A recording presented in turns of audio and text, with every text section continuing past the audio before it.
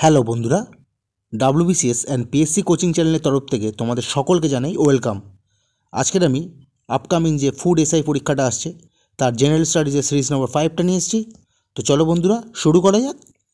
প্রথম প্রশ্ন, ওজোন গ্যাসের পর্দা বায়ুমণ্ডলের কোন স্তরে বিদ্যমান? অপশানগুলো দেখে নেওয়া যাক। Option 1 stratosphere, option 2 ionosphere, option 3 troposphere, option 4 homosphere. তো সঠিক উত্তর স্ট্র্যাটোস্ফিয়ার। পরের প্রশ্ন, আমেদাবাদ কোন নদীর তীরে অবস্থিত? Option 1 Ganga, option 2 Narmada, option 3 Sabarmati, option 4 Tapti. সঠিক উত্তর সবরমতী। পরের প্রশ্ন, ভারতীয় জাতীয় কংগ্রেসের প্রথম মহিলা সভাপতি কে? ভারতীয় জাতীয় কংগ্রেসের প্রথম মহিলা সভাপতি কে? Option 1 Sarojini Naidu, option 2 Annie Besant, option 3 Muthulakshmi Reddy, option 4 Ashalata Sen. সঠিক উত্তর অ্যানি বেসান্ত। এ সম্বন্ধে নোট দেখে নেওয়া যাক। 1917 খ্রিস্টাব্দে কলকাতা অধিবেশনের সভাপতির পদ অলঙ্কিত করেন অ্যানি বেসান্ত। তোমাদের যদি বলে ভারতীয় জাতীয় কংগ্রেসের প্রথম মহিলা সভাপতিকে, তখন হবে অ্যানি বেসান্ত। আর যদি বলে ভারতীয় জাতীয় কংগ্রেসের প্রথম ভারতীয় মহিলা সভাপতিকে, তখন হবে সরোজিনী নাইডু। 1925 খ্রিস্টাব্দে তিনি কানপুর অধিবেশনে সভাপতিত্ব করেন। তো চলো বন্ধুরা পরের প্রশ্ন, সারে জাহাঁ সে আচ্ছা এই দেশাত্মবোধক গানটির রচয়িতা কে?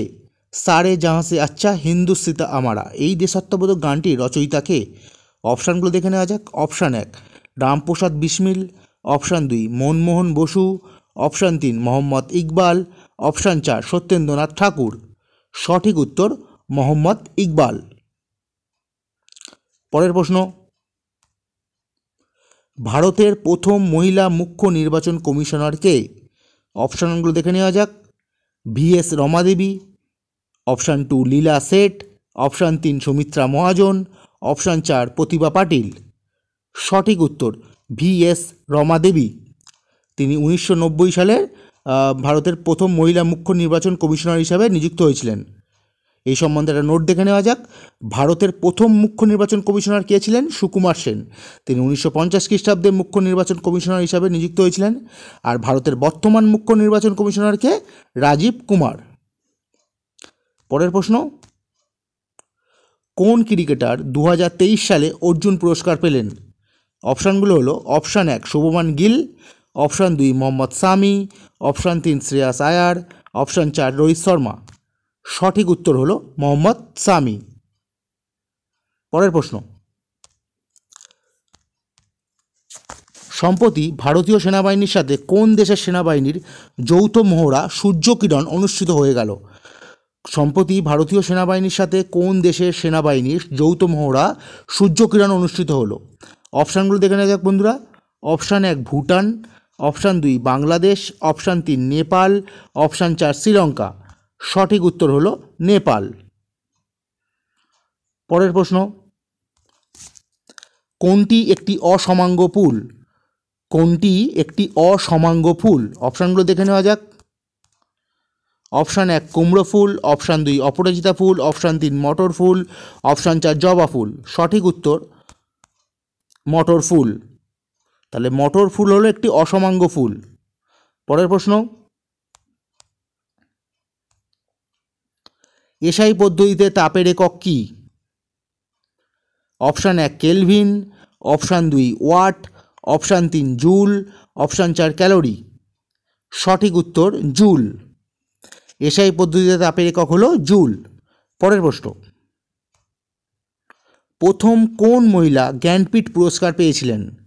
প্রথম কোন মহিলা জ্ঞানপীঠ পুরস্কার পেয়েছিলেন? অপশান 1 মহাশ্বেতা দেবী, অপশান 2 আশাপূর্ণা দেবী, অপশান 3 মহাদেবী বর্মা, অপশান 4 প্রতিভা রায়। সঠিক উত্তর আশাপূর্ণা দেবী। এই সম্বন্ধে নোট জেনে রাখা যাক বন্ধুরা। 1976 সালে আশাপূর্ণা দেবী প্রথম ভারতীয় মহিলা হিসাবে জ্ঞানপীঠ পুরস্কার পান। আর প্রথম বাঙালি হিসাবে কে জ্ঞানপীঠ পুরস্কার পেয়েছিল যদি আসে, তখন হবে প্রথম বাঙালি হিসাবে জ্ঞানপীঠ পুরস্কার পেয়েছিলেন তারাশঙ্কর বন্দ্যোপাধ্যায় 1966 সালে। আর বর্তমানে সর্বশেষ যে জ্ঞানপীঠ পুরস্কার দেওয়া হয়েছে সেই সর্বশেষ জ্ঞানপীঠ পুরস্কার প্রাপক হলেন দামোদর মৌজা। আর তোমাদের এই সম্বন্ধে আমার একটা মিস হয়েছে, এখানে আরেকটা কোশ্চেন আসতে পারে যে জ্ঞানপীঠ পুরস্কার কোন বিভাগ থেকে দেওয়া হয়, যে বিজ্ঞান, সাহিত্য, তখন এরকম অপশান সেটা এলো, তখন হবে জ্ঞানপীঠ পুরস্কার কোন বিভাগে দেওয়া হয়, জ্ঞানপীঠ পুরস্কার দেওয়া হয় সাহিত্যের বিশেষ অবদানের জন্য জ্ঞানপীঠ পুরস্কার দেওয়া হয়। তো চলো বন্ধুরা, পরের প্রশ্ন, তবাকাত ই নসরি কার রচনা? তবাকাত ই নাসারি কার রচনা? Option 1 Abul Fazl, option 2 Al Biruni, option 3 Minhaj i Siraj, option 4 Ibn Battuta. সঠিক উত্তর মিনহাজ ই সিরাজ। তবাকাত ই নাসারি কার রচনা? মিনহাজ ই সিরাজের রচনা। পরের প্রশ্ন, দেওয়ান ই কোহি নামে কৃষি দপ্তর কে চালু করেছিলেন? দেওয়ান ই কোহি নামে কৃষি দপ্তর কে চালু করেছিলেন? Option 1 Alauddin Khalji, option 2 Iltutmish, option 3 Mohammad bin Tughlaq, option 4 Akbar. তো সঠিক উত্তর মোহাম্মদ বিন তুগলক। পরের প্রশ্ন, মারডেকা কাপ কোন খেলার সঙ্গে যুক্ত? অপশানগুলো দেখে নেওয়া যাক। Option 1 hockey, option 2 football, option 3 cricket, option 4 kabaddi. তো সঠিক উত্তর হবে ফুটবল। পরের প্রশ্ন, বরফের গলনের লিনতাপ কত? বরফের গলনের লিনতাপ কত? অপশানগুলো দেখে নেওয়া যাক। অপশান 1 580 ক্যালোরি পার গ্রাম, অপশান 2 120 ক্যালোরি পার গ্রাম, অপশান 3 80 ক্যালোরি পার গ্রাম, অপশান 4 120 ক্যালোরি পার গ্রাম। সঠিক উত্তর 80 ক্যালোরি পার গ্রাম। পরের প্রশ্ন, সত্যশোধক সমাজ প্রতিষ্ঠা কে করেন? সত্যশোধক সমাজ প্রতিষ্ঠা কে করেন? Option 1 Dayanand Saraswati, option 3 Mahatma Gandhi, option 3 Jyotiba Phule, option 4 Govinda Ranade. সঠিক উত্তর জ্যোতিবা ফুলে। পরের প্রশ্ন, কাকে ভারতীয় রেলের জনক বলা হয়?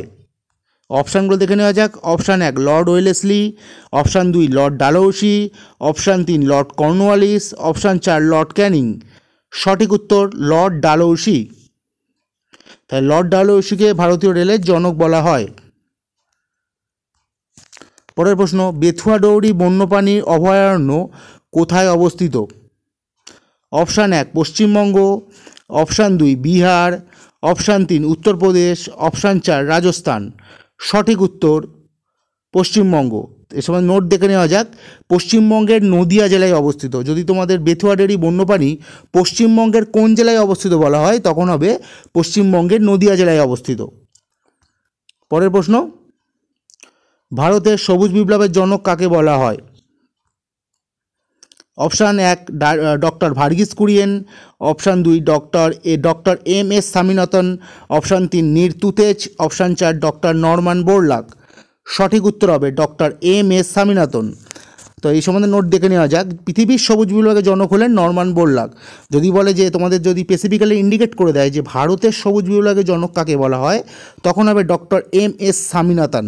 আর যদি সবুজ বিপ্লবের জনক বা পৃথিবীর সবুজ বিপ্লবের জনক কাকে বলা হয় তখন হবে নরমান বোরলাগ।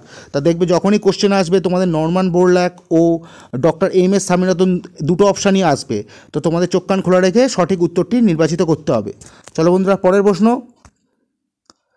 কোন দেশের সংবিধান সংশোধন প্রক্রিয়া অনুকরণে ভারতের সংবিধান সংশোধন প্রক্রিয়াটি অনুসরণ করা হয়েছে? অপশানগুলো দেখে নেওয়া যাক। অপশান 1 আয়ারল্যান্ড, অপশান 2 দক্ষিণ Africa, option 3 Russia, option 4 German. সঠিক উত্তর দক্ষিণ আফ্রিকা। পরের প্রশ্ন, বিজয় হাজারে 2023 ট্রফি জিতল কোন রাজ্য? অপশানগুলো দেখে নেওয়া যাক। Option 1 Rajasthan, option 2 Punjab, option 3 Gujarat, option 4 Haryana. তাহলে সঠিক উত্তর হবে হরিয়ানা। এই বিজয় হাজারে ট্রফি হলো একটি ক্রিকেট টুর্নামেন্ট এবং এটি 50 ওভারের একটি সর্বভারতীয় রাজ্য স্তরের ক্রিকেট টুর্নামেন্ট। তো চলো বন্ধুরা, খুব তাড়াতাড়ি তোমাদের জন্য আমি ফুড এসআইয়ের জেনারেল স্টাডিজ 6 সিরিজটা নিয়ে আসছি। যদি ভিডিওটা ভালো লাগে তাহলে শেয়ার করো, লাইক করো ও সাবস্ক্রাইব করো। ধন্যবাদ।